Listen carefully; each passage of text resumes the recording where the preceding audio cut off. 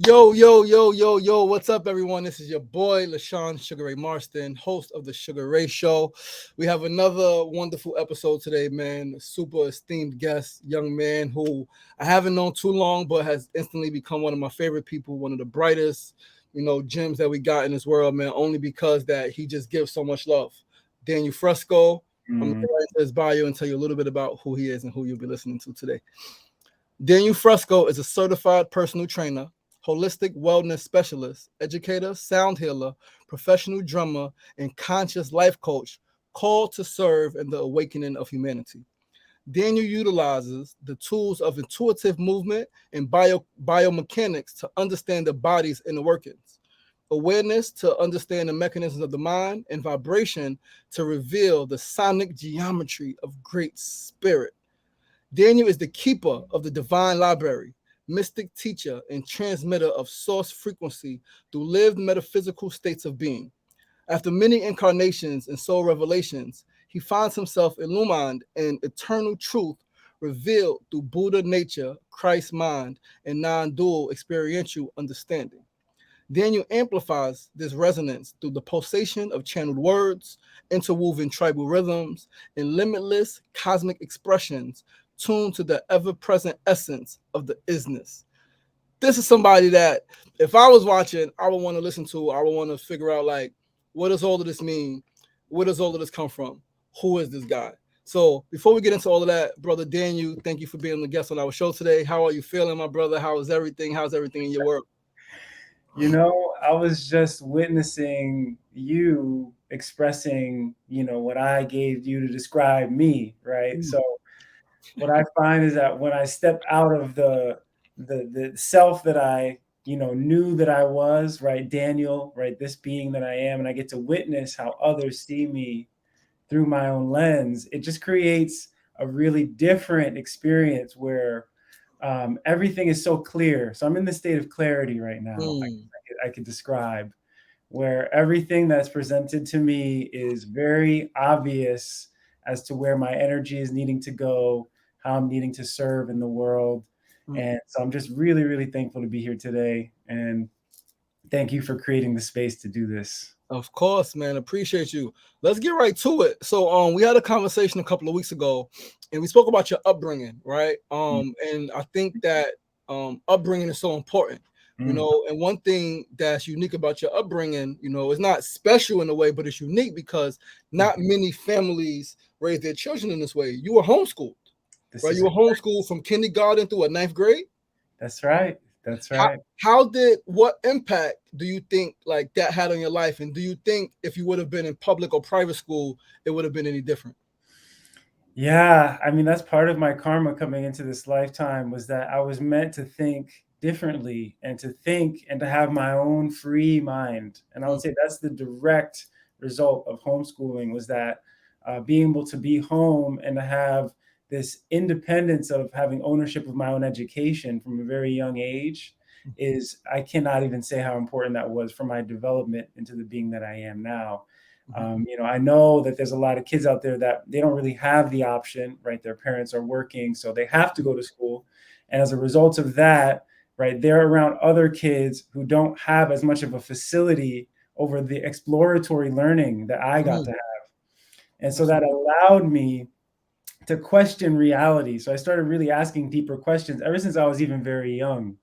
I was asking my parents these deep questions, and that also coincided with me going to church, right? Mm. So I was very into the word when I was younger. My dad is a reverend and a minister. Wow. My mom is a worship leader at church, and both are very much devout followers of Christ.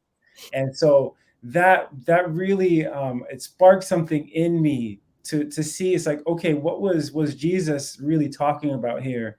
And see beneath the surface to see, it's like, wait, is that actually, that could be our true nature also, is to be Mhm. able to do miracles, to be able to heal the world, to be able to be a light to the world. So I would say those two things, that was really the beginning and the genesis of this iteration of the self that I am. Nice, powerful. If you can remember, what was one of the one or two top or deepest questions that you were asking as a youth, and where did those questions come from? Obviously, other than your own mind, like what experience led you to asking these questions? Mm. I would say, I've always been a rebel, but in a more logical way. I was always questioning. It's like, why do I have to listen to this person? Mm, Right. So it was really about authority for me. That's always been a theme that's come up for me.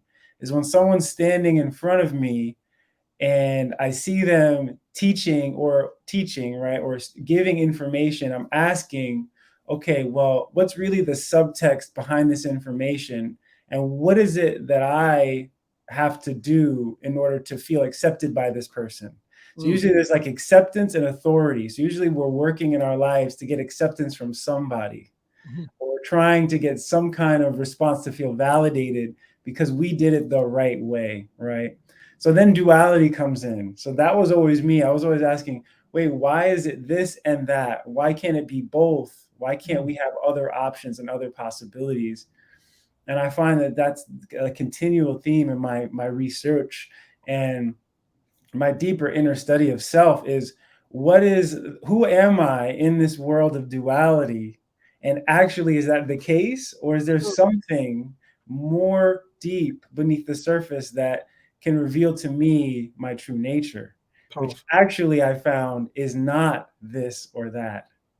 It's powerful. everything and also nothing at the same time. Yo, that's so powerful, right? Mm.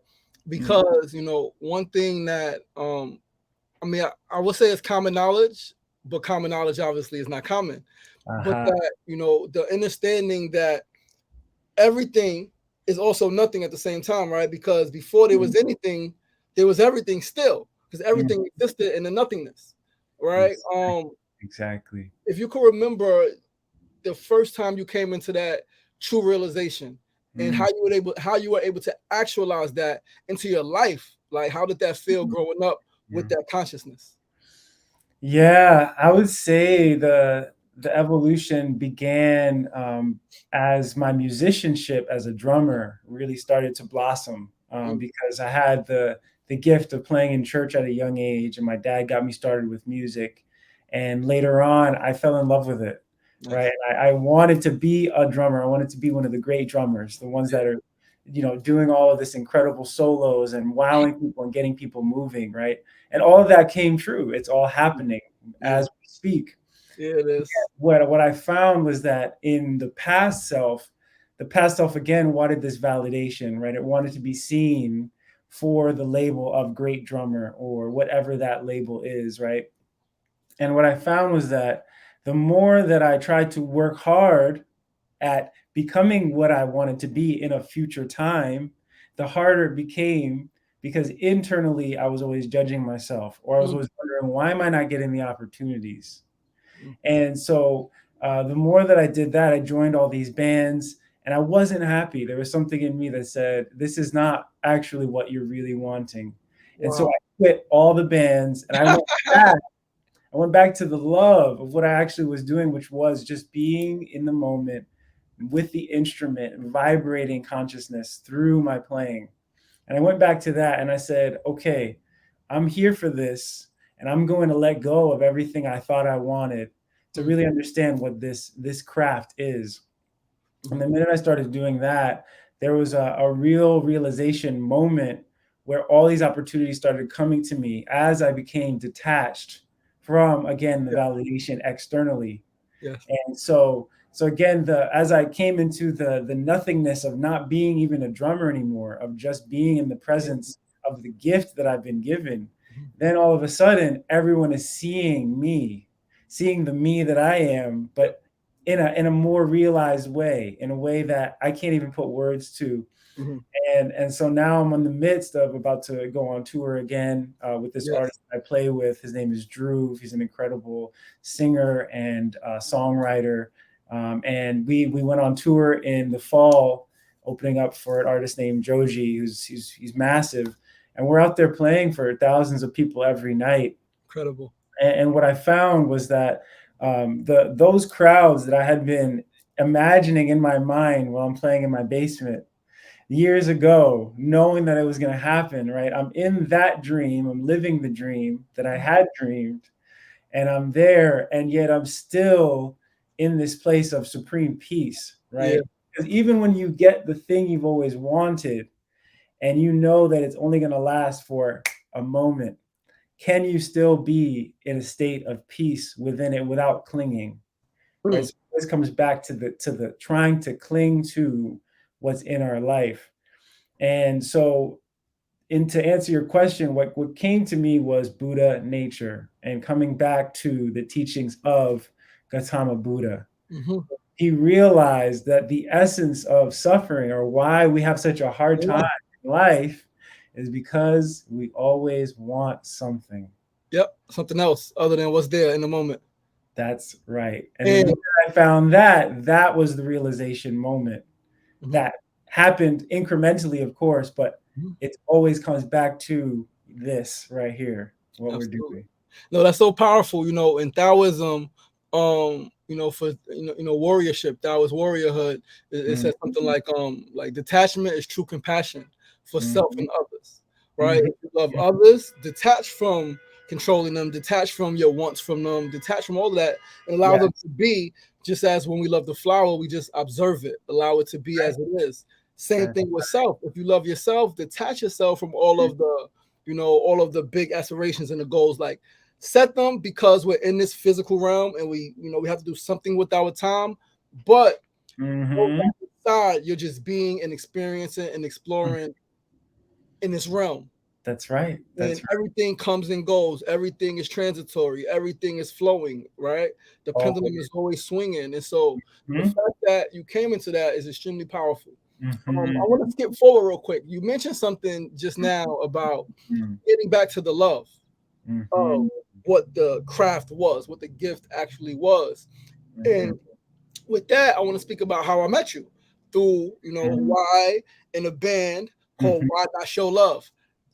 How did that formulate? How did that relationship formulate? Yeah. You look so peaceful. You look so peaceful. And I didn't know that you had quit bands before. I had no knowledge of that. But watching you play, at Freya with the Why Not Show Love band, you look so at home. So how did that relationship formulate? And what made you feel so peaceful there? Yeah, and this really speaks to the divine blueprint, as we can call that. There's a story being written, right? And this story has infinite chapters, infinite pages, right? And we're just this little part of this story being written. And yet there's so many beautiful things that just keep evolving the more that the character that you're playing in the story finds out who they are. So the more I find out who I am, the story is just being written by some higher power, something that is within me and everywhere, and it guides me and it guides us to every single opportunity. And that comes in the form of the intuition, which I call the breadcrumbs of the universe. It sprinkles for you a little something, the more that you let go of your expectations, the more there's a natural pull toward what's in alignment for you energetically. You feel it, you know it. And so there was one particular day where I had gone to one jam session and I met Brother Y at this jam session. He was running sound, and I didn't speak to him for literally maybe 2 or 3 years. Oh, wow. And then I went to another jam session, Producer Mondays, and shout out to Rangry and the Goldfinger team. I met Teach. He's an amazing bass player. Yes. And I connected with him, and he invited me out to the Decipher Jam. And I didn't get to go to a couple of them, but then I actually felt the call to go, like a really strong call. And I reached out to Brother Y, and I remember that I had met him all those years ago. We started talking, and we were just on that same energetic level about why we're here, what we're here to do, how we are going to use our gifts to serve everyone. And he told me that his drummer and Teach had both gone to the Nas concert at the Center that night, the day of the Decipher Jam, and he needed a drummer, and I had just reached out to him.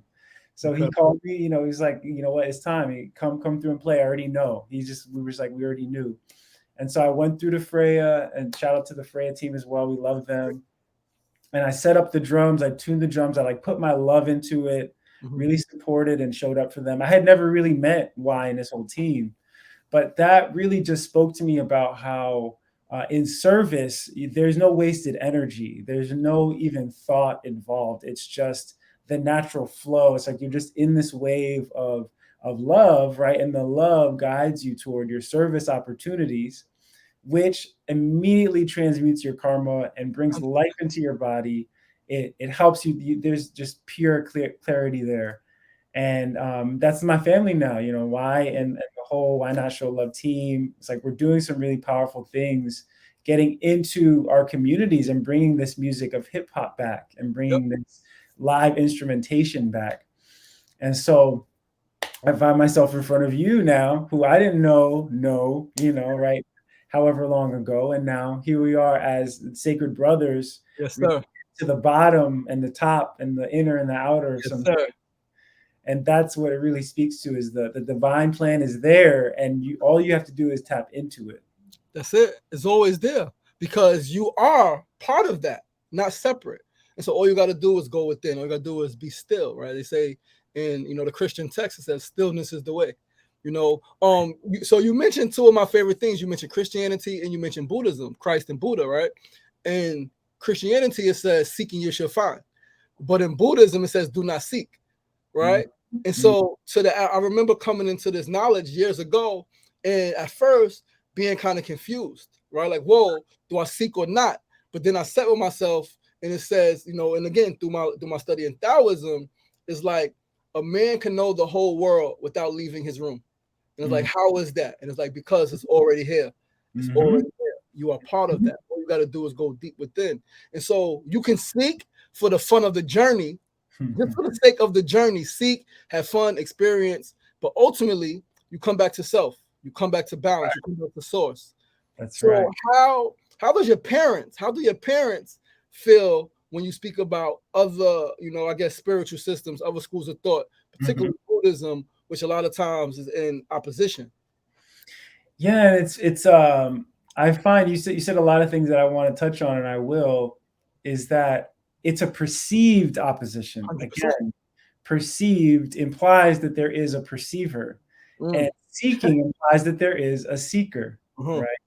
A separate entity who is looking for something. Right? As soon as you become a seeker, there's something to be sought, and then you become something again that is dualized, who's in the world externally looking for something that in a perceived future time will bring satisfaction, right? Awful. It's all one big concept. It's one big concept that has been subtly conditioned, is to believe that in life we got to be getting better, and we got to be working harder, and we got to be moving toward a perceived location in time space where everything will be better, right? And the more we discover that actually we are not a seeker, we are actually experiencing the temporary experience of looking for what we are, right? That all of a sudden you become free. For experiencing a temporary experience before. You become liberated. The liberation comes when you forget, or you realize that there is no need to be free. It's very subtle. It's a very subtle and deeper level of cognition into actually what you have always been. And so in talking to my parents, actually, we've been having some really incredible conversations around what Jesus Christ was really speaking about. And what I find is that the words and the stories that Jesus was using were more of metaphors, right? Much like many other spiritual masters, to get us to use visuals to understand something that can't be visualized. Right. And so in my study of Zen Buddhism, the masters use what are called koans. And koans are these riddles or these questions that get you out of your proverbial head. Yep. Right? And it gets you into a space where you're not trying to figure anything out. And in talking to my parents, right, there's a deeper level of being with them to understand their perspective, right, of being a Christian, but then also say, actually, what Jesus was talking about is what you are right now in this very moment. Yep. And so being able to open these dialogues across different traditions, as I've been studying so many different faith traditions, religions, mysticism across the world, actually what we're noticing is that it's all one language spoken That's it. in different dialects. That's it. That's really it. We're all living one life from different perspectives. Yep. Perception, as you mentioned. That's right. Perception is predicated on the viewpoint that you have, right? That's And it. that's predicated on your environment. So, Yep. especially a lot of us growing up in the Christian background, each congregation has its own way of expressing, right, that Yep. truth. So, from that loving standpoint and from awareness of detachment, then you can actually go into discussions with people that have viewpoints and shed light by doing some of this deeper self inquiry, that it answers a question with a question, because the question shows how the essential nature of the perceiver might be a bit misguided or flawed or conditioned in a certain way. And so I find that those two things, right, seek and ye shall find, and the no seeking, actually really are the same thing. Yep. Because in not seeking, you end up finding. Yep. Yeah, absolutely. Absolutely. It's like, I've heard some people say, I went looking for God and found myself. I was looking for myself and found God. Same thing.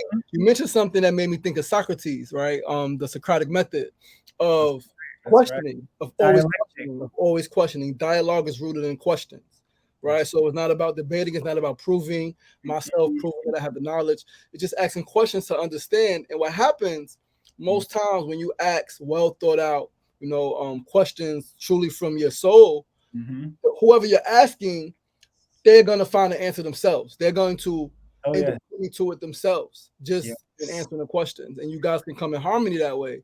And then we can, eradicate all of the so-called disputes and debate. Yes. And that's the other thing is, so satsang is another method in India and in different areas of the East where, yes, it's the student sitting with the master, right? The master is the being that is able to be in the realized state as the question is being asked. And again, shed light for the student. But you'll find that the more realized the teacher, the more that they say, I don't know anything. Because there's nothing to know. Again, knowing something means that you are the knower. And the minute that you claim the identity of knower, then again, you're going to be looking for more information and you're going to fill yourself up with information. But what we find is that actually emptiness and emptying the mind of ideas and concepts is what allows for the real life to begin and to really let that blossom of the Dharma really blossom as you in your life. Absolutely. I want to read something. I got you. This is so great. Please. So great. Empty yourself. Hold on. I got to read something from Taoism. Right. I remember years ago, my brother Ray and I were speaking on a train about love and stuff like that. Right.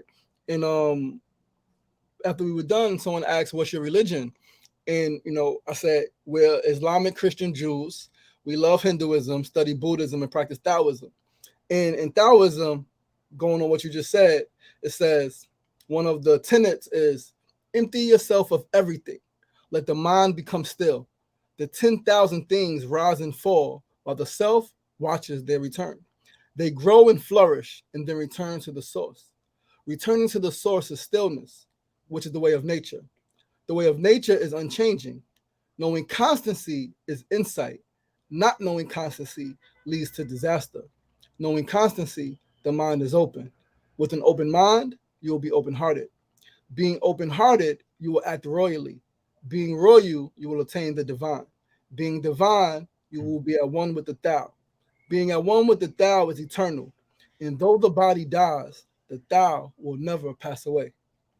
Right? That's one of the greatest things I've ever read. Right? And I'm getting goosebumps. That's from the Tao Te Ching? Yep.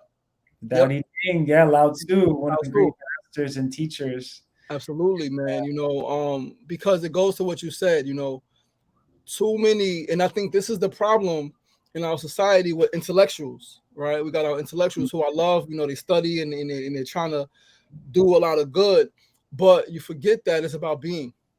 You already have, you were born with everything you need. So there's Dr. Phil Valentine, inspired me about a decade or so ago. He said, yo, I don't read no more. He said, because everything I read, I know is already in me. He said, I read so many books, and every book that I've read, I realized in reading a book that I know this information already. So it's like, can I channel? Can I go deep enough within myself? Can I be still enough? Can I silence my mind enough to extract everything I need, not only for my journey, but for the journey of those connected to me? Right. And then not just from yourself, but also being observant of those around you, recognizing their divinity, and can you, in observation of their life, create parables or koans to then going to keep the teaching, to keep the expression, to keep the experience flowing in a harmonious way. That's right. That's right. And I look around and I see everyone is at a different place in their soul evolution, in their soul journey, right? And in the past, there was again, the past version of me wanted to be a teacher, right? Another label, wanted to be someone who could help them, right? Being a helper. And these are all good intentions. Yep. And yet you find that there's never enough people to help, right? You can help 1 million people. You're always going to want to help more. Yep.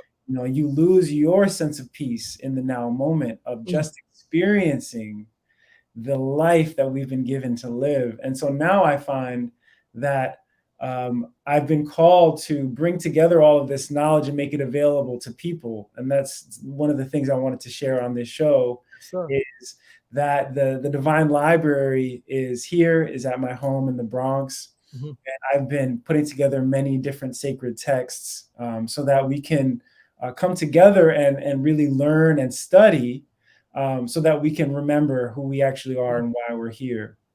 And it's really, really special because on one hand, yes, all of the knowledge is within us. And at the same time, there is still a lot of conditioning that has been placed upon the template, right? That is our body, that is the mind. And so I find that the beings that came before us, right? The ascended masters, the yogis, the teachers, they laid a really beautiful foundation of non-conceptual knowledge, which is actually what knowledge truly is. Is the it's called the origination of the emptiness of the soul and of the self. And that the writings of the teachers that came before us, they laid it all out for us on a silver platter. So I look at it this way. It's like, if you come upon this beautiful buffet of incredible information, you can definitely say no to it, right? Because again, you don't need it. But at the same time, if you were to taste that fruit of eternal knowledge, then all of a sudden you could be free right here, right now. Right here, right now. Free. And you already were, of course. Yep. And yet it's this and.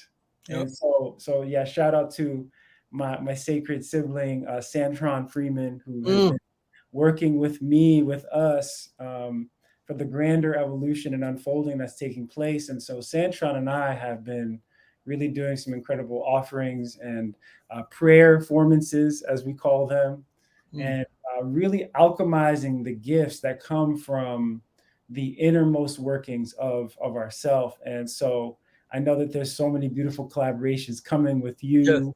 Yes.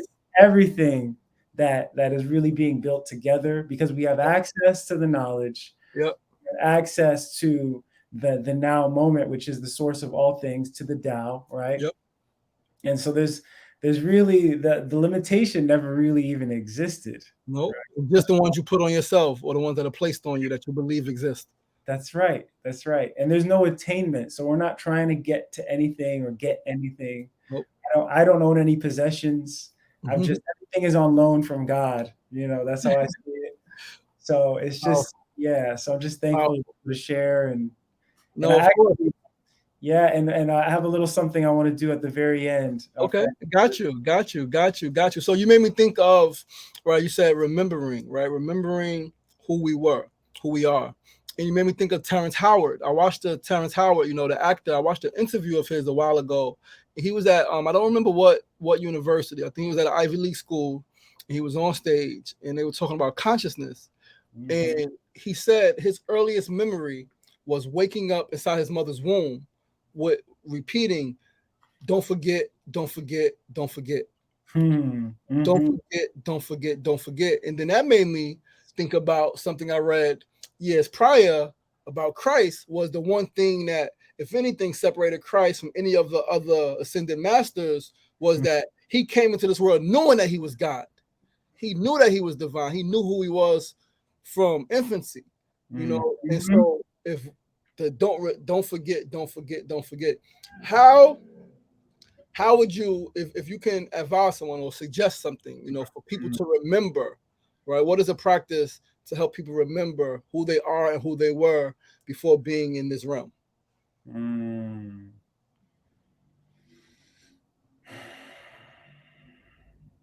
This. Yep. Be silent. That's it. Be silent for as long as you need to become the observer. So observe yourself as things come up, right? And that goes back to the most ancient teachings. Because in this world of overstimulation and constant instant gratification, we find that there's always something that's stopping us or bringing us into a future past experience, right? And we've all been through things, right? So there's memories that might be challenging, or there's desires for something in the future, but just pause, And in that pause, you'll actually notice that those thoughts or the desires that come up don't hold any power over you at all.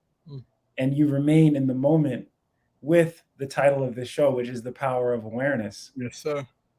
Because as the still point, then all of a sudden you get your power back. Yes, sir. You get your power back and you become the eye of the storm. Because in the eye of the storm, it's completely still, even though the tornado is absolutely destroying and ravaging everything around. And that advice of being quiet is one of the most simple and yet also one of the most difficult. 100%. Because the mind itself is a chatterbox. Yep. I've been meditating with that a lot as of late, is this question of who is the one chattering? You know, we all have those conversations with ourselves internally, but do we need to have them, and how important are they? That's really an important pointer, because I find that all too often we let it go, right? It's oh, okay, I got to do this, and and your body's almost on autopilot. You're not even in your body. It's like, where are we? Like, can we come back to this that's here? And then watch the chatter. So I'll see the chatter in my own experience. I watch it and I listen to it, and I find that there's a waking up moment. It's like, oh, okay, come back. So it's kind of like there's a tether to this moment. Yeah, it is.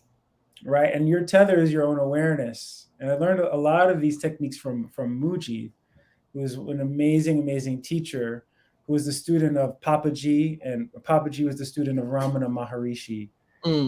They are some of the foremost great teachers of the non-dual state. And what you notice is that actually awareness, right? The power of awareness is the remembrance that you, as the awareness that's literally behind your eyes, right? That's behind the third eye even. That awareness was here and is here before and after everything comes and goes. 100%. It always is. If you were here and will always be here, then what power can some external force have over you? It only is your attention that goes into identification with that thing, that then all of a sudden it takes you, and then 1,000 thoughts come, and then there goes your peace. 100%. And that reminds me of so many reminders, man. I'm so grateful, because that reminds me of, again, you know, Christ saying like, I lost the thought. Yo, come on, you got my brain. The 1,000 thoughts, right? You got it. Still here. 1,000 thoughts, man. But let's move forward a little bit, right? Holistic wellness specialist, right? Personal trainer. How'd you get into that work? How did that come about? I got into that work because I felt very sick. I felt ill. I felt uncomfortable in my body. And this came after college. I started to go to the gym. I was like, you know what? I just need to, I don't know what I'm doing. I'm going to get in the gym. I'm just going to start lifting weight and see what happens. And I didn't really know much about anything at the time, but what I found was that I felt something. I felt something that prompted me to learn more. And so um, I was at my job. I was getting ready to move back home from Vermont. I went to University of Vermont, so I was up there for about 6 years, and I was going to quit and move home to pursue music and to become a drummer.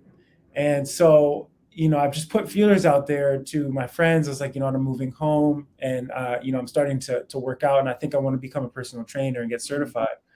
And so my friend at the time, he pointed me toward my mentor, Frank Baptiste of Frankly Fitness. Shout out to Frank. He really took me under his wing, and he runs an incredible boutique fitness brand, and has really become, he's a foremost teacher of just functional fitness and how to work with athletes. He's worked with some pretty notable celebrities and things of that nature. But what he really taught me was the orientation of the physical body and the joints, and how to really look at the functionality of your joints. Because at the time I was having knee problems, I was having shin splints, back pain, right? All the things that we all experience in our day-to-day life. And I figured, it's like, this body can work better than it's working. And I'm not settling for being in pain all the time. 100%. And I know a lot of people that, unfortunately, they have to live with pain all the time. And so I asked the question, can I live without pain? And the answer was yes. And that led me toward natural movement, right? Getting into the biomechanics of how our body actually moves in a reciprocal relationship with our environment and uses physics, right? Our body actually uses geometry and physics to both receive force and give force back to the environment. And when your body is not in alignment, that's when you get pain. Because force is not distributed evenly through the body, and it actually is displaced at places where there is tightness or there isn't enough malleability. So that's when you get a lot of injuries and pain. So I went through all of that, did a lot of research, and actually found that there's a more subtle somatic awareness with our body, where movement becomes more natural, and it almost becomes more like qigong. I was about to say yes. Work, right? Which is the movement program, or the movement ability that comes from the awareness of the Tao. Yep. Because the Tao manifests as all of the cells in our body. So that's where I am now in my practice. And I've done a lot of beautiful work with my parents to be able to share movement with them and help reverse this whole aging process. Because it really comes back to that, is that the illusion of time puts the idea in your mind that over time you're going to become debilitated and you're going to need someone to take care of you in your later years of life. Whereas that actually wasn't ever the case. In tribe, the elders are moving more. They're actually more healthy. And when it's their time to go, they know, and then it happens. But that's really where I am. And now, having just turned 33, the best that I have ever felt. That's right. That's right. The Christ year. Yeah. That's it. And so I'm in this phase, and a lot of people ask me, well, you look and feel and express yourself with such youth. And that was one of the things I wanted to express, is that you are going to express at the level that you feel and are in identification with. Yep. So if you can identify with the unchanging and the unaging, you're going to be ageless, and you're going to be timeless, and you're going to feel incredible.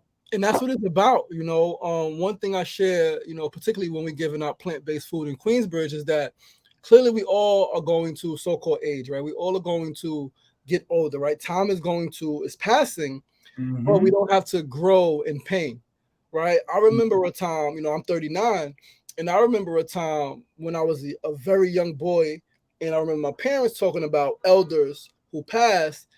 They were fine, and then they went to sleep, and then just didn't wake up. Their heart just stopped in their sleep. So everyone's gonna go. We come into this life, and we're going to leave this realm, right? Mhm. But we don't have to be in pain. We don't have to be in the hospitals. One day we go to sleep and we don't wake, we don't come back, right? Because we chose in that moment, you know what? It's time to go experience something else. I've been enough. Let me keep going on this journey. Because, one of the biggest challenges that I think, particularly in Christianity, that the world has, so many people have life after death. And it's like, it's just continual, it's just life on a continuum in a different form, in a different fashion, but it's the same one life. It's the same energy, just expressing itself differently. Right. And pain in and of itself is neutral, right? Yes. Pain is a signal from the body that there is something that's imbalanced. Yep. It's when the mind comes in and interprets pain as pleasure or as negative that all of a sudden we create suffering. So suffering is mental, pain is physical. Yep. So actually, if we can get more in tune with the signals of the body, we'll know what needs to be rebalanced and reoriented. And I think that subtle shift in our perspective will help us not run away from pain, because in society, we're taught to silence pain. Yep. Because in silencing the pain, then you'll get a temporary moment of relief. Yep. That relief is short-lived because the source of the pain hasn't been resolved, whether that be emotional, physical, mental, or spiritual. Yep. And that I find is really the key to wellness, because wellness really means wholeness. You cannot feel well if you are separate from your body or your environment. So to be well is to come back into a deeper dialogue or conversation and awareness for, okay, what am I not picking up on? And what are the signals that my reality, right, our mentally projected reality is reflecting back to me? Yeah. And the more that you can get in tune with that, then you understand, oh, my attachments are causing pain. Yes. Maybe the clothing that I'm wearing is causing pain. Maybe my lack of movement is causing pain, right? And so then you don't say, oh, my pain is bad, let me get rid of my pain. Because you're going to keep getting the same lesson, until you know what that makes me think about? It makes me think about, you keep speaking about, and I love this, the body being a separate entity. Because it is, right? So it's your body. If it's your body, that means you can determine how it feels, how it looks. You can reshape it, right? Reorganize it at any time. Essentially rebalancing it, reharmonizing it through the power of the mind, through the power of awareness, through these practices. Right. And that's, I would say, if there was one problem, and even problem is not even the right word, if there was one deeper question that's really the cause of our suffering, it's the identification with the body. 100%. Right. And so it's spoken a lot about in the Yoga Sutras. It's spoken a lot about in non-dualism in India. But when we are born, the I am presence is realized within the physical body. Right? There is this aliveness that just happens, right? We come into the awareness that we are here right now. We don't know anything about reality. We don't have words yet, but we're here. And a little bit, time after time, it's energetically imprinted onto our consciousness that, oh, you're in there. You're inside the body. This is your body, and you need to take care of your body. Yep. Right? And all of this is true, right? This is our temple. But there's a very pivotal moment that happens. It's called the mirror phase of human consciousness. And it's one of the most vital lessons that I can share with all of you, is that there's a moment when you're a child, when you see your reflection, and for the first time, you equate that as who you are. Wow. You see your body, you see yourself moving, and you are filled with so much joy because you see yourself. Presumably yourself. Presumably. And so at that early stage, that is yourself, is you are in the body and you are having this experience, and all you know is play, right? Play is the only thing you know, is exploration of the body, of the environment, free from any expectations or preconceived notions, right? And that's the early phase, right? The physical awareness of the body as your inner living space. But then later, that becomes confounded and compounded with more conceptual ideas about death, right? Yep. About losing the body, because if the body is you and the body is no longer there, what happens to you? Right?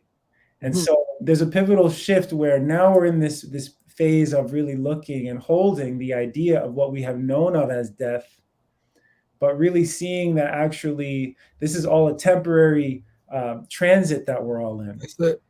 This is a temporary bardo, right? The bardo is the transitionary state from one phase of consciousness to another. So this is the bardo of life. We also go through the bardos of dream. When you go to sleep, your mind is not there to cognize that your body is what you are. And so that's why we experience such peace, right? Everyone wants to sleep, right? No one wants to let go of their ideas, but they're okay with going to sleep. And when you go to sleep, you experience peace. But even in the emptiness of the peace of sleep, the mind comes in again, but experiences life through dream. And so in your dreams, you experience almost a mirror-like reality that's just kind of a conflagration of all these different desires and your fears, right? Or whatever state of consciousness you're holding. Then all of a sudden you wake up and you're back in the body again. Oh, I'm the body again. But it's subconscious, so you don't realize it. So now we're in this phase of human consciousness where we're waking up out of the dream of the body while yet still conscious and present here, which is what enlightenment is. No, absolutely. Is. And so powerful. It made me think of something. My daughter is 6 years old, and as long as she could talk, she would say that she's not from this planet.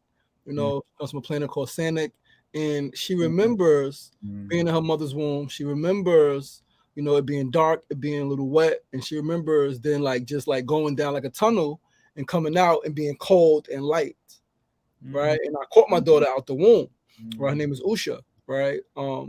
Which in Sanskrit is the bringer of light, the daughter of heaven, and you made me think about something, because as I too have this I guess understanding of not seeking, not striving, just being, one thing I noticed and learned watching children is that children always want more.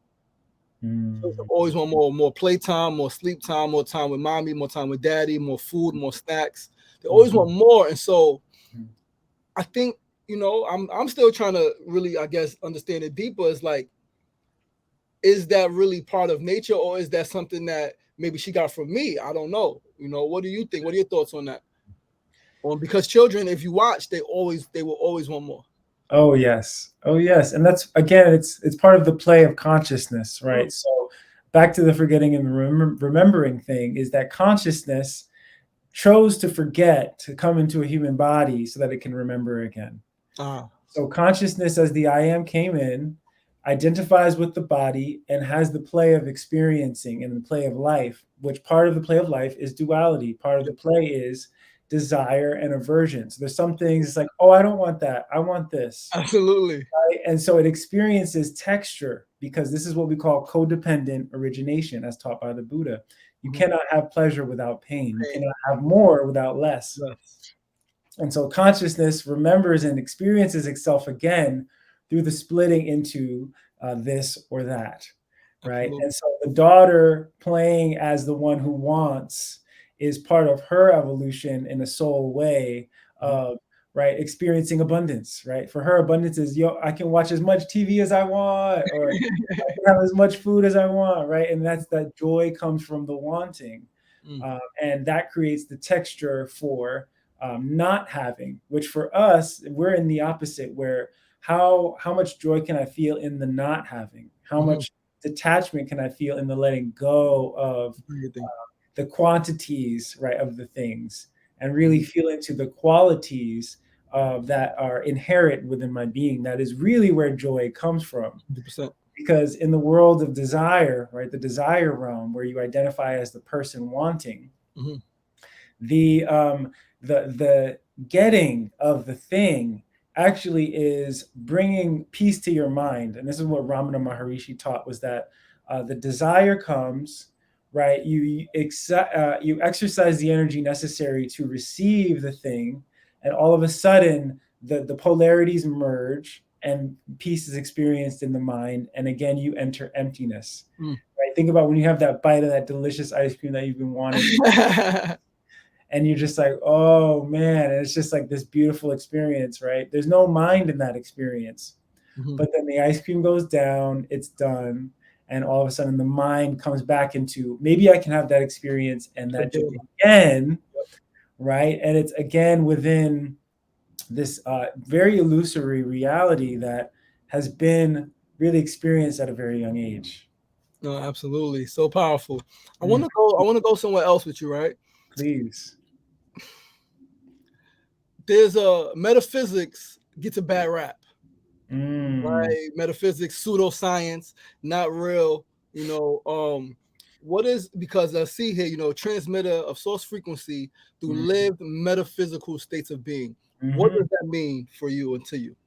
Yes, and again, it's a mud wrestling match between science and spirit. As soon as you get into the duality of that, you're slinging mud. You're trying to be right, and we live in a world where it's either science or religion, and they don't work together.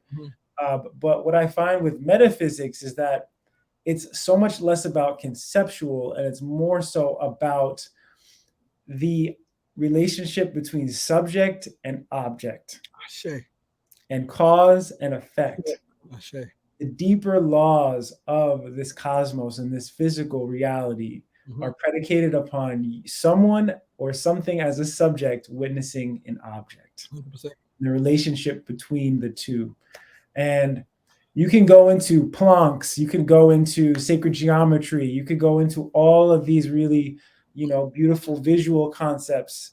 But what I've actually found is that there's a primordial wisdom. There's a deeper understanding, which has come to me as the original intelligence. The original intelligence takes care of the sacred geometry. It takes care of all the scientific stuff. And I really am thankful for all the scientists of the world, right? Absolutely. Science is a very beautiful thing if that's really your calling. However, there's a point to which all of that needs to be discarded.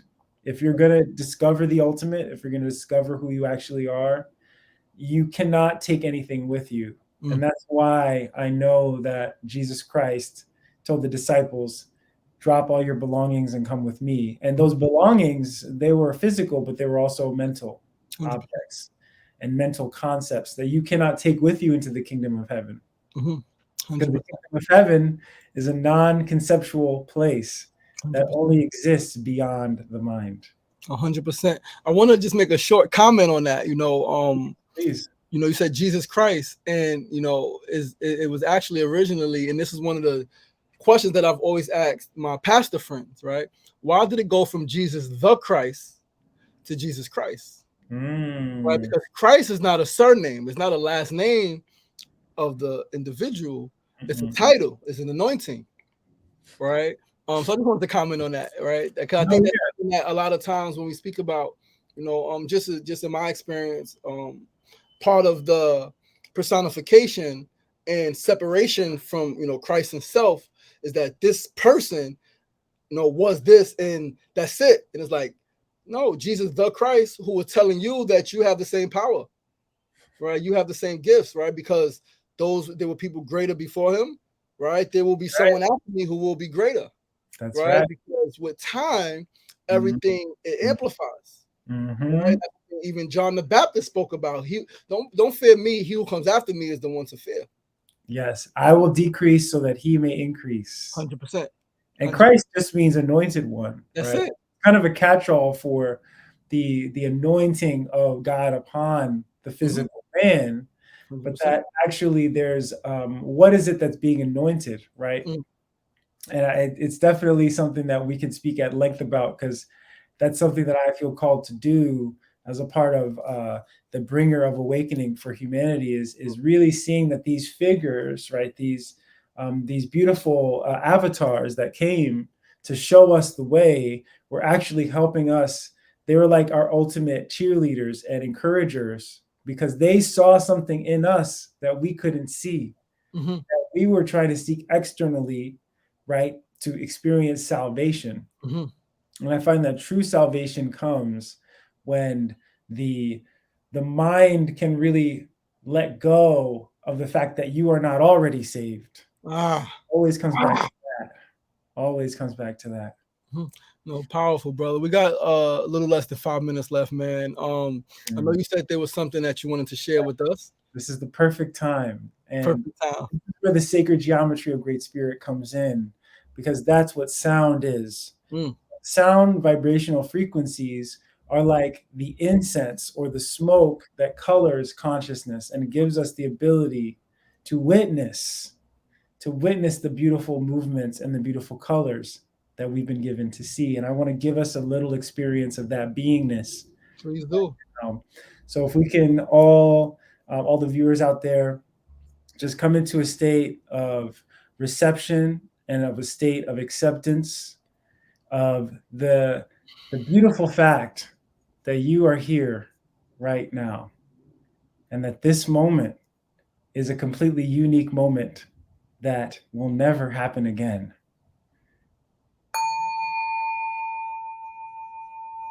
And allow the sound to guide you to find a space that has no borders, that has no limits, that has no descriptions, and that the precise circumstances of your life path are for a reason, are bringing you strength in the power of your own awareness. And that every breath that you breathe actually is an opportunity.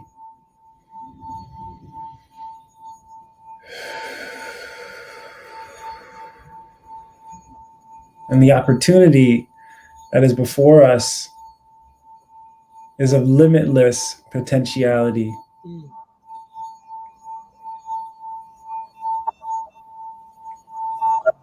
And that limitless potentiality is actually the source of your being. And so the last thing that I want to do as a part of this experience is share with you the Japanese shakuhachi flute. This one is made of PVC pipe. And as a part of this incarnation, it's a tool that I've been given to share the piece of Zen, to share the piece of meditation with you all, and that you can take it with you because it is you. And we're all going to take a big, deep breath together, and we're going to play this flute together because it's not just me playing it. It's all of us together playing. All right, so everyone breathe in and breathe out.